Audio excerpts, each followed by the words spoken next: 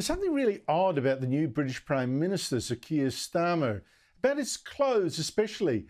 I mean, this is a former top lawyer. He's now the British Prime Minister. He's a knight of the realm. And he wears clothes that other people pay for. Joining me is, from London, is Patrick Christys, star presenter of GB News. Patrick, great to see you. What on earth is going on with this Prime Minister? Is he really too poor to pay for his own suits? Well, no, is the answer. He is a multi-millionaire. He's claimed 107,000 British pounds in gifts and donations, which is more than anybody else.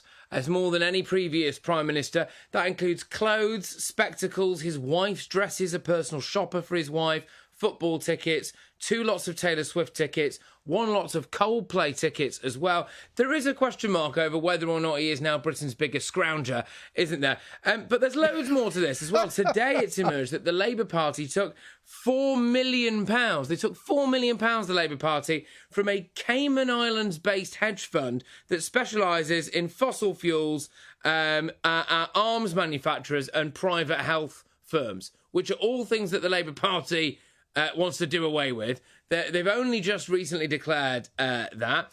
I mean, he called for integrity relentlessly. He was so puritanical it hurt during the last Parliament. And now here we are 70-odd days in, and he's telling us all that we need to cut our cloth and that pensioners are going to be colder in their own homes this winter because we haven't got the money to help heat their homes.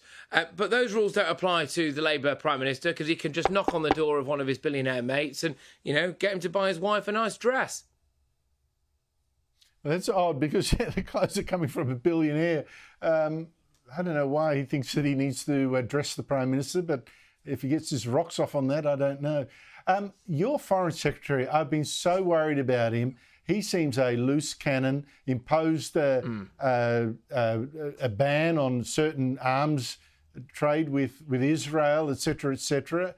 Just after, you know, tragedy hit Israel, the shooting of 6 hostages on that same day. Complete tin ear. Now is flying outside the office. Bisexual Awareness Week flag. I mean, seriously, has this guy got nothing better to do?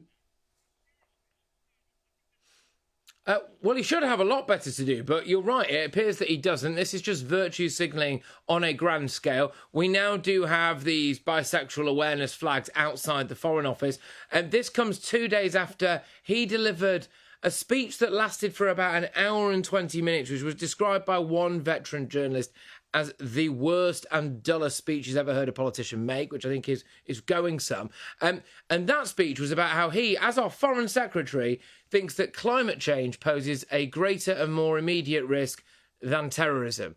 I'm not convinced that all of the victims of terror attacks, both here and abroad for that matter, would necessarily agree with him. But it does appear that they are slightly skewed in their priorities. It's easier to hoist a flag outside at the Foreign Office to show that you are, you know, inclusive and welcoming, possibly less easy to actually sort out some of the foreign issues that we have going on in this country at the moment. This is the most woke government I've seen in Britain. I don't know since how long, you know. You couldn't accuse Tony Blair of being woke in that way.